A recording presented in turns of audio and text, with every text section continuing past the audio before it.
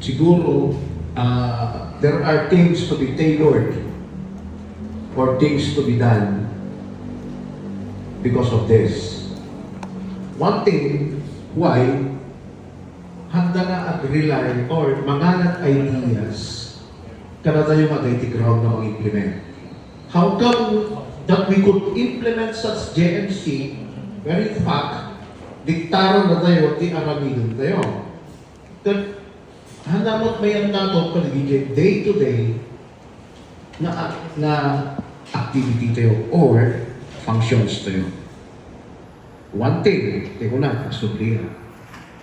Nangangalandagan ng DJ rulings di dan sa refer iti electrical code nga di may sa registered electrical engineer at mabalit na nga pirmahan DJ plano or the application in which in base ng engineer sugitan iti last meeting tayo nga it violates the electrical code.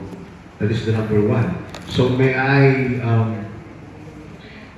propose that the content of the resolution will be yun ang isa. And one thing, yung sa form, talagang pilit na naman na ginawa yung form. Ewan ko kung sino aamin na gumawa ng ganun na form. Sino ba naman ang mag-issue ng form, whether it be certification, application, or whatever it might be, na hindi mo pipirmahan. Pilit na naman yun.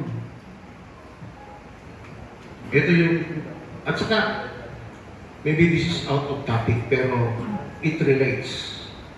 Something like, if we, kung meron tayong mga AOM by the COA, yung mga kasama kong municipal engineers, kung minsan, ang mga findings doon, it is not applicable to Memorandum Circular by the Department of Public Works and Highways. Hindi daw akma. Anong pakialam natin sa Department Order ng DPWH? Kung mag-issue naman ng Department Order ng DPWH, it is not properly addressed to us. So paano mo i-adapt? Or hindi tayo familiar. Same is true with those formulations of the GNC. So paano mo, for example, yung mga basic requirements of laboratory testings in Department Order, nakalimutan ko na, a certain Department Order from the DPWH, paano natin malalaman yun nung lumabas yung Department Order na yun, hindi naman na-address natin. And the thing is, we are under the Department of Interior and Local Government. So we wait for the mandate of the DILG for us to adopt another department order. Yun ang answer ko one time sa AOM ko. Kasi pinipilit yung findings. Bakit daw hindi ko sinunod ang department order sa number whatever it is ng DPWH? Paano mo alam yun? Hindi ka naman na-copy furnish or hindi na-address. So how could you implement? So balikan natin yung JMC na yan. So parang ganon. Are we going to implement such order wherein fact hindi naman akma sa day-to-day activities natin na babo? Diba? So yung ang concept ko. So siguro I propose that with that resolution, we shall formulate na talaga. Kasi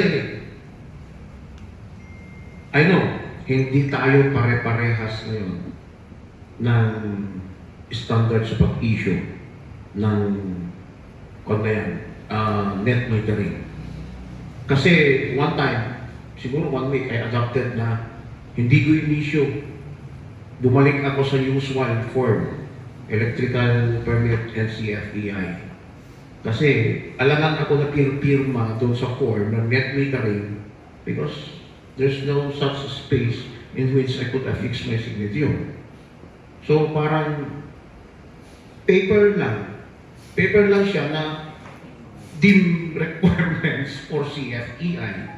Kasi wala ka namang regulatory power na parang pinirmahan mo yun o hindi mo pinirmahan. So, siguro, for now, if we have time, we will formulate the resolutions and the contents of the resolution. That's all. Thank you.